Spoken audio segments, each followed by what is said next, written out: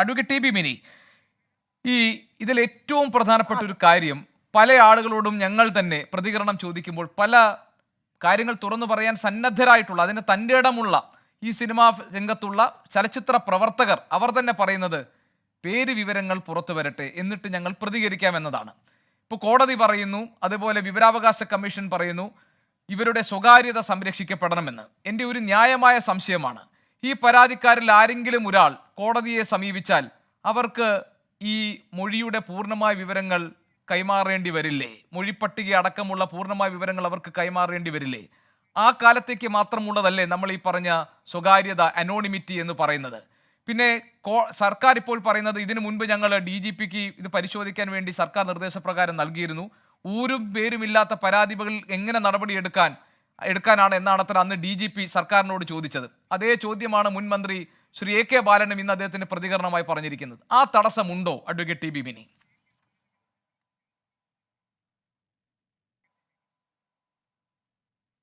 അയ്യോ, കേൾക്കുന്നില്ലല്ലോ Shrimati T B mini, താങ്കൾ പറയുന്നത് മ്യൂട്ടായി പോയോ? കൽക്കട്ടയില് ഒരു ലേഡി ഡോക്ടറെ റേപ്പ് ചെയ്ത് കൊല ചെയ്യപ്പെട്ടു.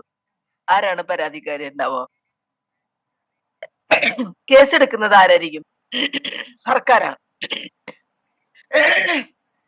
ഇപ്പോ പോക്സോ ആക്ട് പ്രകാരം ഈ സമൂഹത്തിലെ അച്ഛൻ, അമ്മ തുടങ്ങി ഏതൊരു അല്ലെ സ്കൂളിലെ ടീച്ചർ,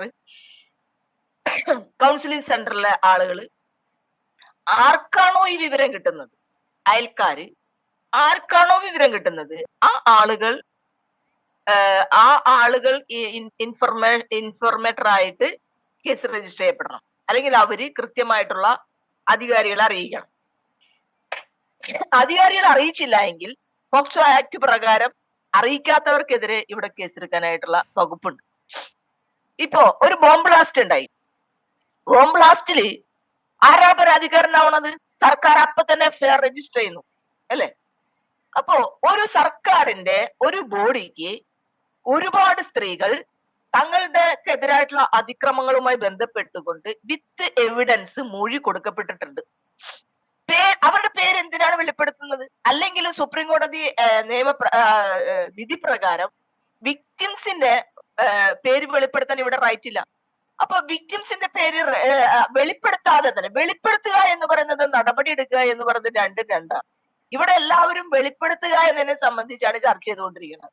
വെളിപ്പെടുത്തണം എന്ന് ആര് പറയണു? വെളിപ്പെടുത്തണ്ട. പക്ഷെ നടപടി അത് സർക്കാരിന് എടുക്കുന്നതിന് ഇവിടെ യാതൊരു തടസ്സവുമില്ല.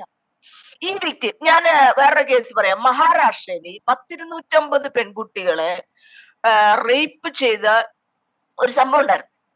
ഒരു വനിതാ IPS ഓഫീസറെ സ്പെഷ്യൽ ആയിട്ട് നിയോഗിച്ചുകൊണ്ട് ഗവൺമെന്റ് എന്ത് ചെയ്തു?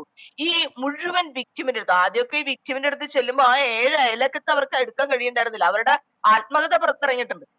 അവര് 7 അയലക്കത്ത് അവരെ അടുപ്പിക്കില്ലായിരുന്നു. സർക്കാർ ഒരു സ്പെഷ്യൽ ഇൻവെസ്റ്റിഗേഷൻ ടീം ഉണ്ടാക്കി ഈ വിക്ടിംസിന് ആവശ്യമായിട്ടുള്ള മുഴുവൻ സപ്പോർട്ടും നൽകി അവരെ എല്ലാ തരത്തിലും സംരക്ഷിച്ചുകൊണ്ട് അവരിൽ നിന്ന് മൊഴി എഴുതി രേഖപ്പെടുത്തി വാങ്ങി ആ മുഴുവൻ അത് ഏറ്റവും കൂടുതൽ കേന്ദ്ര സർക്കാരിലും സംസ്ഥാന സർക്കാരിലും ഒക്കെ വലിയ സ്വാധീനം ഉണ്ടായിരുന്ന ആളുകളാണ്. അവർക്കെതിരെ മൊഴി എഴുതി വാങ്ങി FIR രജിസ്റ്റർ ചെയ്ത് അന്വേഷണം നടത്തി അവരെ തുറങ്കലടച്ച്. ഇന്ത്യയിൽ ഉണ്ടായുള്ള സംഭവം അത്.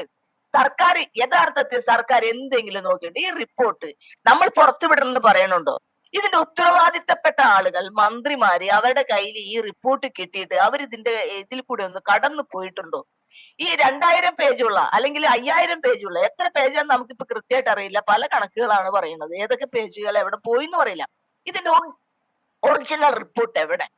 അതുപോലും സാംസ്കാരിക വകുപ്പ് മന്ത്രിക്ക് അറിയാൻ പാടില്ല. അപ്പൊ ഈ ഒറിജിനൽ റിപ്പോർട്ട് ഇരുന്ന് കഷ്ടപ്പെട്ട് ഒന്ന് വായിച്ചു നോക്കണ്ടേ? വായിച്ചിട്ടില്ല അഡ്വക്കേറ്റ് ടി ബി മിനി, വായിച്ചിട്ടില്ല എന്ന് മാത്രമല്ല ചില റെക്കമെൻഡേഷൻസ് വന്നത് മാത്രമേ ശ്രദ്ധയിൽപ്പെട്ടിട്ടുള്ളൂ എന്നാണ് അദ്ദേഹം മറുപടി പറഞ്ഞത്. താങ്കൾ ശ്രദ്ധിച്ചു കാണുമല്ലോ അല്ലേ? അതും പെട്ടിട്ടില്ല. അതും അദ്ദേഹം മുഴുവനായിട്ട് വായിക്കുക, സമയമില്ല വായിക്കാനായിട്ട്.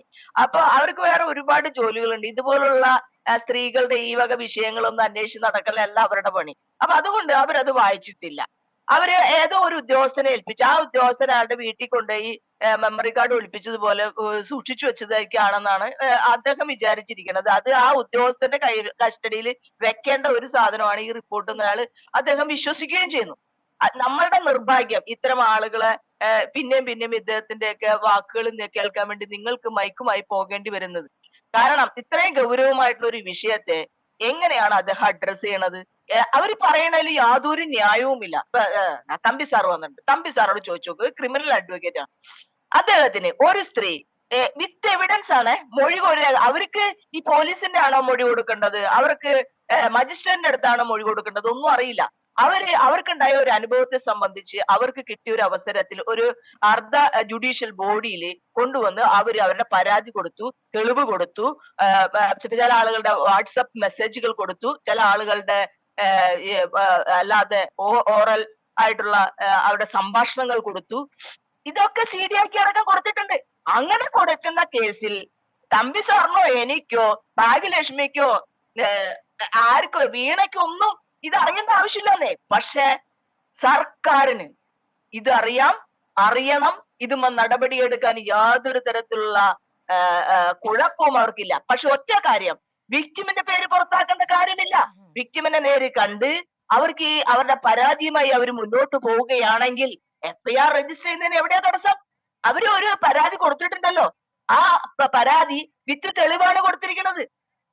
ആ തെളിവിന്റെ അടിസ്ഥാനത്തിൽ അവരോട് ചോദിക്കണ്ടേ, നിങ്ങൾ ഇതിന്റെ ഏതെങ്കിലും ആളുകൾ തയ്യാറാവുമല്ലോ, നിങ്ങൾ ഇതിന്റെ പരാതിയുമായി മുന്നോട്ട് പോകാൻ തയ്യാറാണെങ്കിൽ FIR രജിസ്റ്റർ ചെയ്യട്ടെ എന്ന് ചോദിച്ചുകൊണ്ട് ഒരു സ്പെഷ്യൽ ടീമിനെ, ഇൻവെസ്റ്റിഗേറ്റിംഗ് ടീമിനെ സർക്കാർ ഇക്കാര്യത്തിന് വേണ്ടിയിട്ട് കോൺസ്റ്റിറ്റ്യൂട്ട് ചെയ്യണം.